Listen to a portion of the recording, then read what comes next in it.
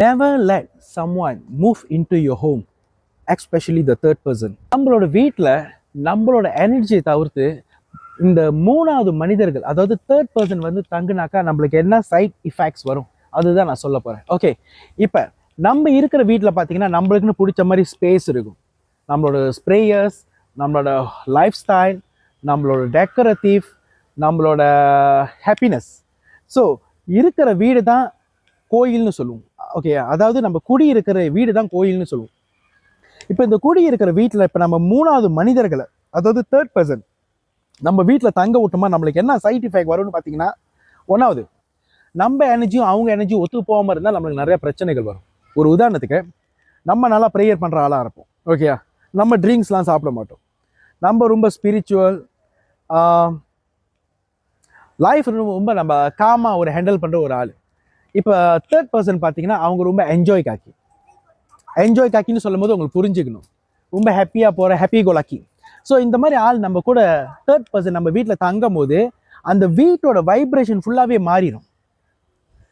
அப்போ அந்த வீட்டு வைப்ரேஷன் ஃபுல்லாக மாறும் போது, ஒன்றாவது உங்களுக்கு அந்த ஹாப்பினஸ் இருக்காது, ரெண்டாவது உங்களுக்கு அந்த ஃப்ரீடம் இருக்காது, மூணாவது அந்த ஸ்பிரிச்சுவல் கனெக்ஷன் வந்து உங்களுக்கு ஸ்லோவாக வீக் ஆயிரும், நாலாவது என்னமோ சம்திங் உங்களுக்கு மைண்ட் டிஸ்டர்ப் பண்ணுற மாதிரியே இருக்கும். இதெல்லாம் எதனால் நடக்கும்னா, இந்த மூணாவது தேர்ட் பர்சன் சொல்கிறோம் இல்லையா, இந்த தேர்ட் பர்சன் நம்ம வீட்டில் என்டர் பண்ணி அவங்க ஸ்டே பண்ணும்போது வைப்ரேஷன் ஃபுல்லாக மாறிடும். ஸோ இதில் எண்ட் ஆப் என்ன ஆகும்னு பார்த்தீங்கன்னா நிறைய மன வருத்தங்கள் வரும். ஓகேயா, ஸோ நம்ம வீட்டில் வந்து இப்போ நம்ம கர்சன்ஸ், நம்ம சொந்தக்காரங்க வந்து தங்க போகிறாங்கன்னா நான் ஒரு சஜஷன் மட்டும் சொல்ல முடியும். ஓகே, இப்போ உதாரணத்துக்கு நம்மளோட கர்சன் வந்து நம்ம வீட்டில் வந்து தங்குறாங்க, உதாரணத்துக்கு ஒரு 2 வாரத்துக்கு. ஏன்னா இப்போ அவங்களோட வீடு வந்து ரெனோவேஷன் ஓட போகுது. ஸோ 2 வாரம் தான் உங்கள் வீட்டில் தங்க முடியுமான்னு கேட்குறாங்க. நம்ம கண்டிப்பாக முடியாதுன்னு சொல்ல முடியாது. ஏன்னா கர்சனாக இருக்கும், இல்லை நம்மளோட பிரதர் சிஸ்டராக கூட இருக்கலாம், அண்ணன் தம்பியாக கூட இருக்கலாம். என்னோட வீடு இப்போ நம்ம ரிப்பேர் பண்ணிக்கிட்டு இருக்கோம், ரெனோவேஷன் பண்ணிட்டு இருக்கோம், 2-3 வாரத்துக்கு உங்கள் வீட்டில் வந்து தங்க முடியுமா தம்பி அண்ணான்னு கேட்பாங்க. ஸோ நம்ம முடியாதுன்னு சொன்னோமா ஒன்றும் பெரிய மன வருத்தங்கள் ஆகும். ஸோ இதற்கு நான் என்ன சஜஸ்ட் பண்ணுவேன்னா, உங்களோட வீடை எப்போதும் HKSS divinity crystallise water spray வாட்டரை நீங்கள் டெய்லி ஸ்ப்ரே அடிச்சிங்கன்னா, காலையில் ஒரு வாட்டி ஈவினிங் ஒரு வாட்டி, உங்களோட வீடு ரொம்ப ப்ரொடெக்டிவாக இருக்கும். ஓகேயா, இப்போ தேர்ட் பர்சன் உங்கள் வீட்டுக்கு வந்தால் கூட இந்த பிரச்சனையும் வராமல் அந்த கிறிஸ்டல் வாட்டர் ப்ரொடெக்ட் பண்ணும்.